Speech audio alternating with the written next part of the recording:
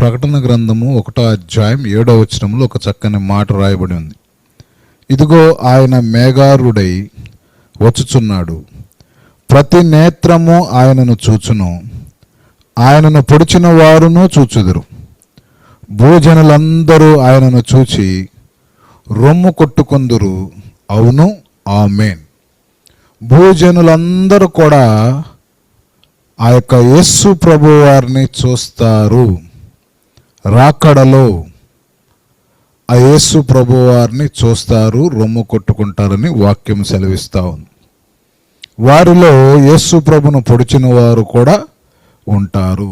ఈ సృష్టిలో ఎవరైతే దేవుణ్ణి విసర్జిస్తారో, దేవుని నామాన్ని తృణీకరిస్తారో, యేసు ప్రభుని నమ్మరో, పాపము చేసి చనిపోయి ఉంటారో వారందరూ కూడా ఆ యొక్క ధవళమైన మహాసింహాసనము దగ్గర ఉంటారు.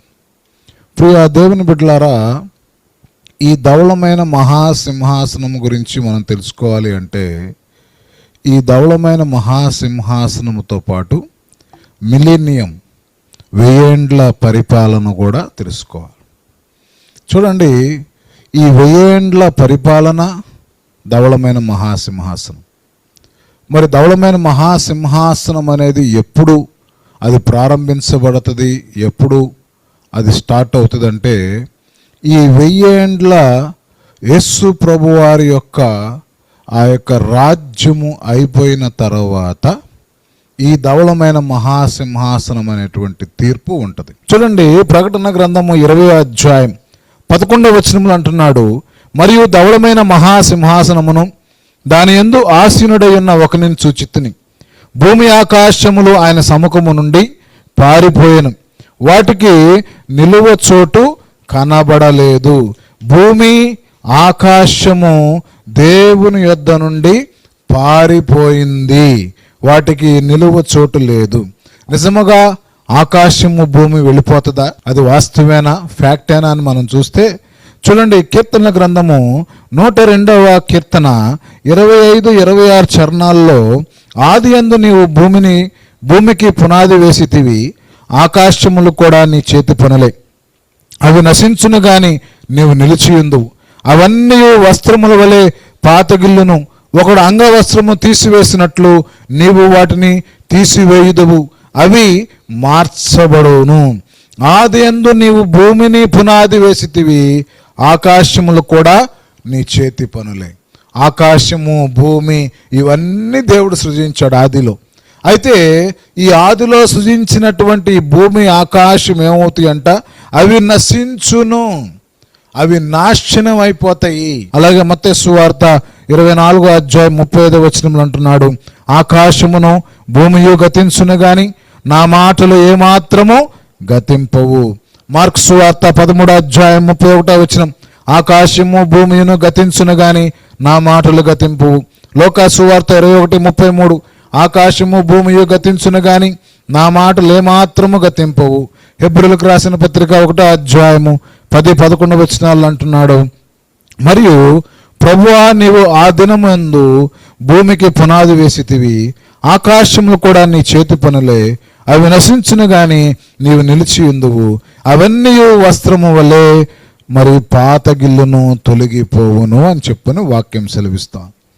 కాబట్టి గ్రేట్ వైట్ థ్రోన్ జడ్జిమెంట్, ధవళమైన మహాసింహాసనం అనేటువంటి తీర్పు దినాన, ఆ తీర్పు స్టార్ట్ అయ్యే సమయంలో ఆయనను సింహాసనం మీద చూసినప్పుడు ఆకాశము అలాగే భూమి తొలగిపోతాయి అని వాక్యం సెలవిస్తా ఉంది.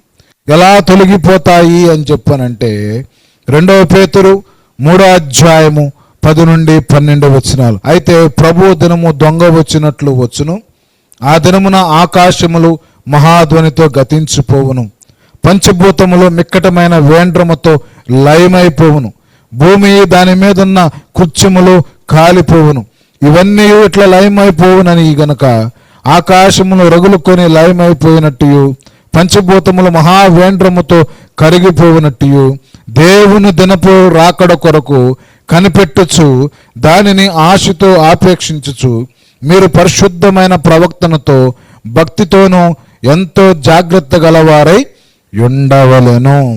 ఎంతో జాగ్రత్త కలిగి మనము జీవించాలి.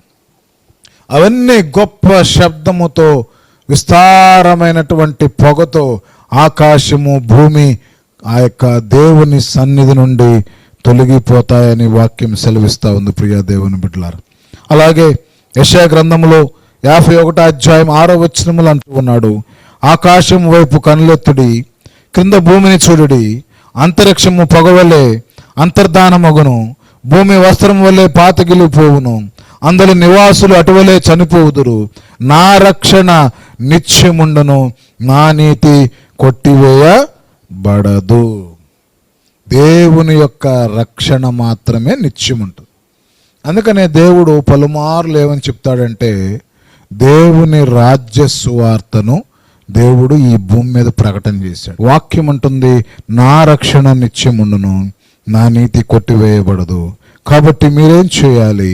మీరు ఆ యొక్క ఆకాశము భూమి అవి గతించిపోతాయి గనక వాటి కొరకు మీరు కనిపెట్టుకోవద్దు. అందుకనే పైనున్న వాటి మీదే మీ యొక్క నిరీక్షణ కలిగి ఉండండి అని చెప్పని దేవుని యొక్క వాక్యం సెలవిస్తూ ఉంది. ప్రియ దేవుని బిడ్డలారు, చూడండి పరిశుద్ధ గ్రంథములో 2వ పేతురు గ్రంథములో 3వ అధ్యాయం 7వ వచనములు అంటూ ఉన్నాడు, అయితే ఇప్పుడున్న ఆకాశమును భూమియు భక్తిహీనుల తీర్పును నాశనము జరుగు దినం వరకు అగ్ని కొరకు నిలవ చేయబడినవై అదే వాక్యము వలన భద్రము చేయబడినవి. ఇప్పుడున్న ఆకాశము భూమి భక్తిహీనులు తీర్పు జరగటం కొరకు, నాశనము జరగటం కొరకు అవి ఏం చేస్తున్నాయంట?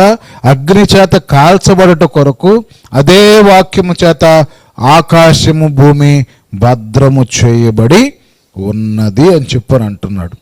అయితే చూడండి పరిశుద్ధ గ్రంథములో ప్రకటన గ్రంథము 1వ అధ్యాయం 1వ వచనం, అంతటా నేను క్రొత్త ఆకాశమును క్రొత్త భూమిని చూచితిని, మొదటి ఆకాశమును మొదటి భూమియు గతించిపోవును, సముద్రమును ఇకను లేదు. అంటే దీన్ని బట్టి మనం అర్థం చేసుకోవాల్సింది ఏమిటి?